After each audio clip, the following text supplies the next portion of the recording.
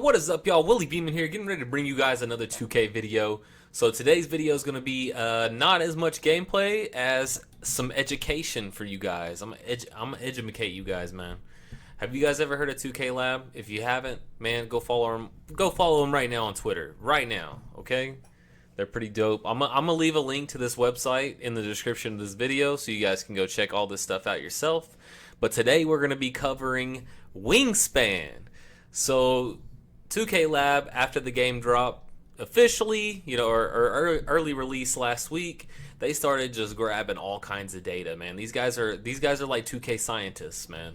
And I'm a nerd myself. I got a bunch of degrees in college and all that kind of stuff. So I'm nerding out on this stuff too. I really like this. They got all kinds of things you can look at.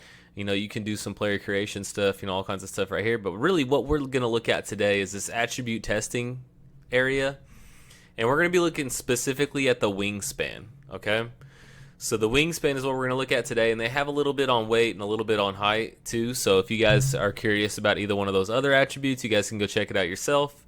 So today, wingspan, we're going to check out this section of their website where they do some scientific testing on what wingspan actually does to certain things that you do in game.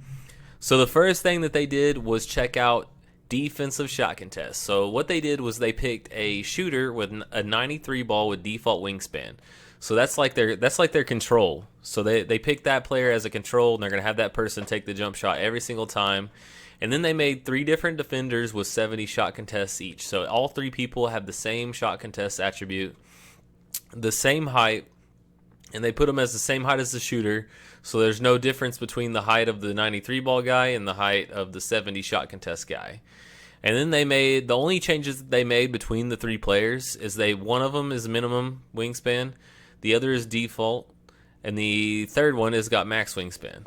So you can see they basically kind of try to control for as much as they possibly could.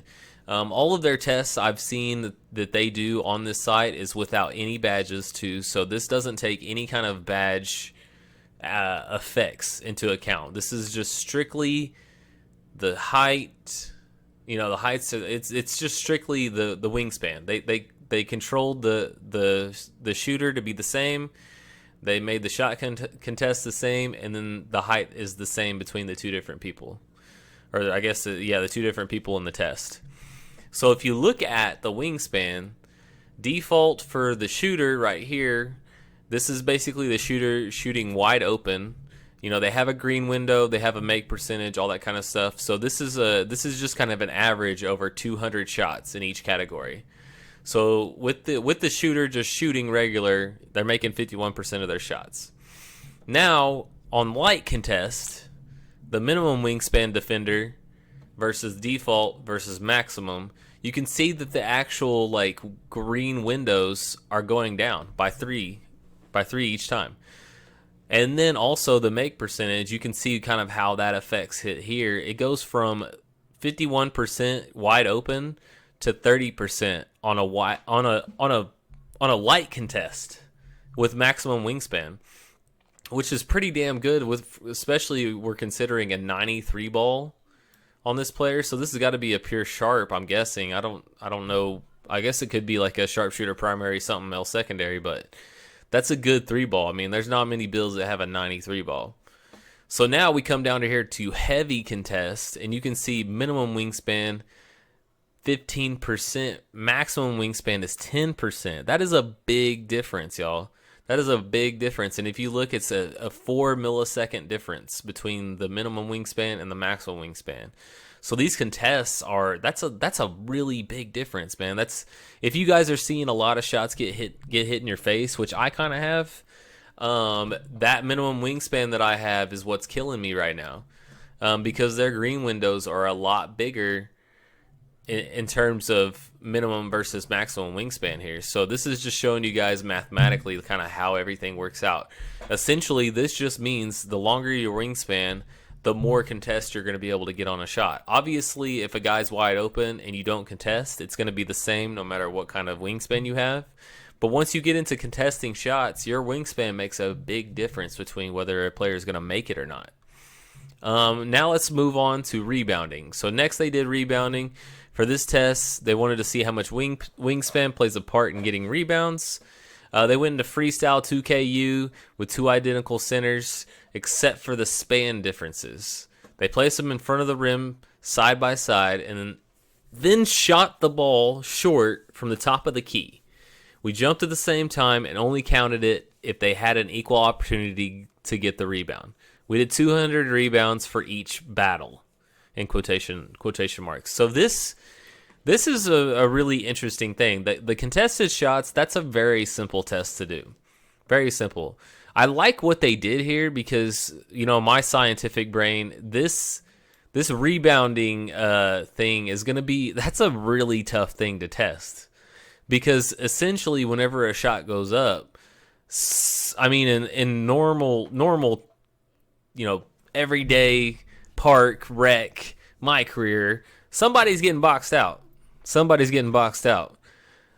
So trying to do this in like a controlled environment, I'm sure they probably went through a shit ton of shots to try to get the 200 rebounds where they had an equal battle in quotation marks.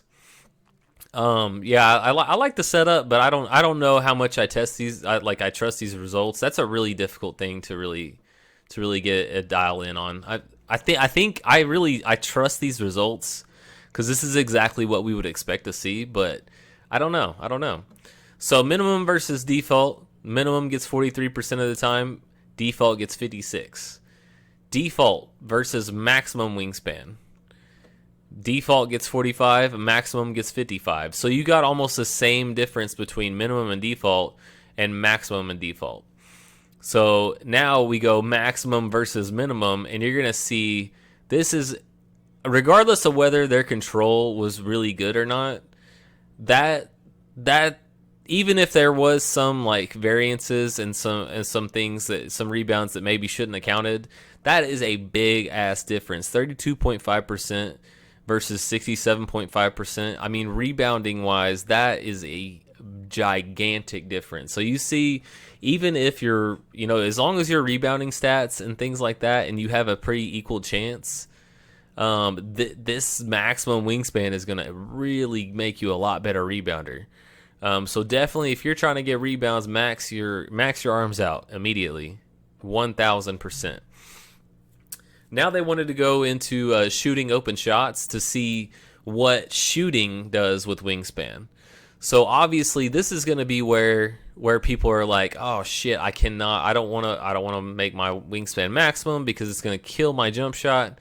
Now this is open shots. This isn't contested or anything like that, which should give minimum wingspan its biggest difference, because if you guys look at the stats, whenever you maximize your wingspan, you actually get, I think, a better contested shot, if not pretty much the exact same as a minimum wingspan.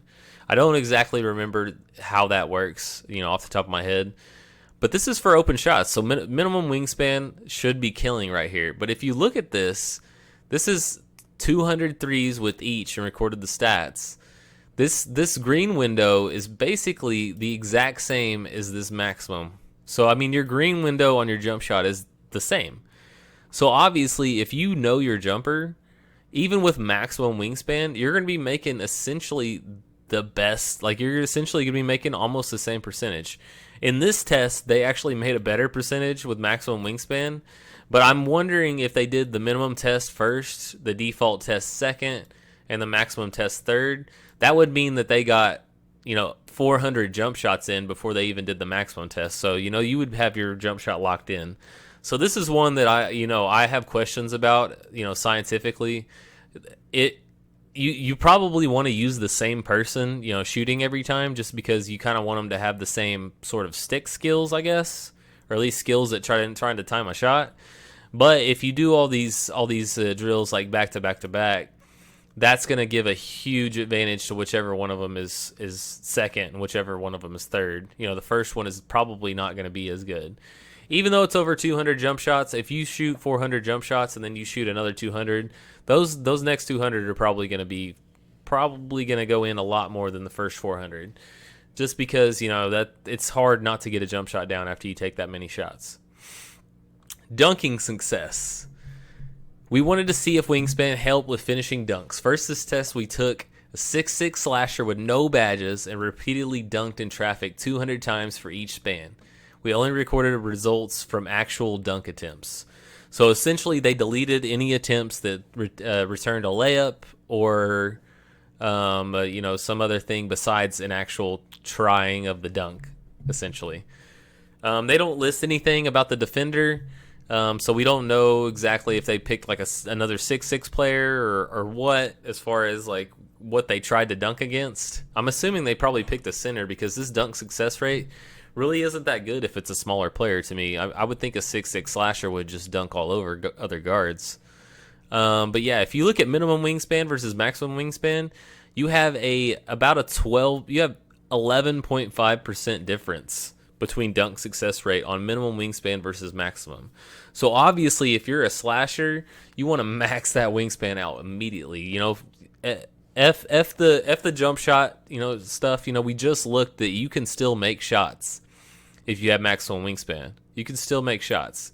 So maximize that wingspan with the slasher. So that's pretty much it. They went over essentially the main things that people, are concerned about. You got your defensive shot contests, which we found out maximum wingspan all the way there. Rebounding, we found out maximum versus minimum is a gigantic difference on rebounding as long as you have a pretty equal shot. Obviously, a box out, even a center with minimum wingspan versus maximum wingspan, that's a box out's probably going to get you a rebound, 67% of the time easily. So box out is way more important than wingspan. But obviously, we can see here on 50-50 balls, max wingspan is going to get you a lot of boards. Then shooting open shot, which this is the part where everybody would think, okay, this is where minimum wingspan is going to shine. They actually showed that, your make percentage is actually pretty good on these open shots as far as a maximum wingspan. Now, this is probably my biggest question, though, because if they did maximum wingspan third, then that probably skewed the results quite a bit. I think a better test for this would be to say that they did this over, 3 or 4 different days. That way, the person would just come in and shoot 200 cold jump shots instead of probably doing these back to back. Which I'm gonna likely assume that they did them back to back just to get all the data, at once. So that one, I would like to see them kind of address that, just to give more detail on that, because this is really the big reason why people pick minimum wingspan. So I want to see more information here. I feel like they skimped out here. As far as the information and maybe the controls and stuff like that. Dunking success, obvious, maximum wingspan. Conclusion. Although it doesn't show up in the attributes, changing your span adds a lot of hidden benefits. Based on the results, we would recommend always maxing your wingspan no matter what archetype / position you choose.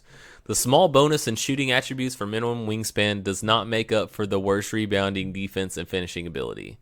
So essentially, what they're telling you is, your attributes are going to be worse with the maximum wingspan, but there are these hidden things, these hidden attributes essentially that you're getting, these hidden benefits, as far as your rebounding and your defense and your finishing ability. Those are going to by far make up for your minimum wingspan. Now, my player that I currently have is a minimum wingspan. But I'm not going to go back and remake them. I would not recommend you guys, unless you guys just don't give a crap about your player, or you haven't put any money into them yet, or a VC or whatever, you haven't made a player at all yet. You guys can go in and remake your player, but I'm not going back to remake mine and make my wingspan longer. I thought this might be the case whenever I was making my player initially, but I just went for it and went for shorter wingspan. After looking at this, I probably wish I would have went for longer wingspan, but at the end of the day, it really comes down to skill. It's not going to come down to who has the longer wingspan. But obviously, this will give you like some minor, benefits and minor, edges. If you're playing a comp game and you have maximum wingspan versus a minimum guy, you're going to be able to maybe make him miss a couple more shots from contesting a little bit. So I just wanted to drop some of this, man. If you guys haven't followed 2KLab, you guys are crazy. They're so dope, man. They're so dope. They have so much. They put in so much time getting this information. It's freaking crazy, bro. I don't even know. It's pretty impressive. I love these dudes over at 2KLab. They do a really good job. Anyway, if you guys liked the video and you found this interesting and you learned something today, make sure and subscribe and make sure and like the video. Anyway, this is your boy Willie Beeman, and I'm out, y'all. Peace.